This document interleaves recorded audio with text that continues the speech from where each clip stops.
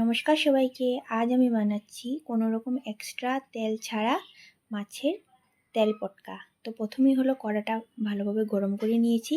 এবার এখানে তেলটা অ্যাড করে দিয়েছি মাছের। তো আমি হলো এখানে ছোটো বাটির 1 বাটি আমি মাছের তেল দিয়ে দিয়েছি।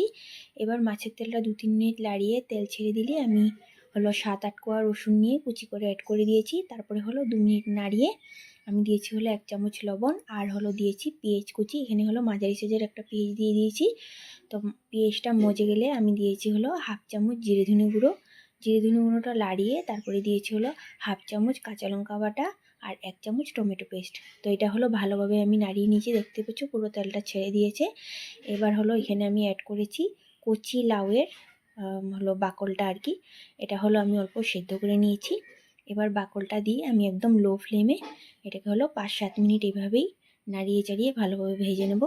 তারপরে হলো নামিয়ে নিলেই রেডি মাছের তেল পটকা, একদম সহজভাবে।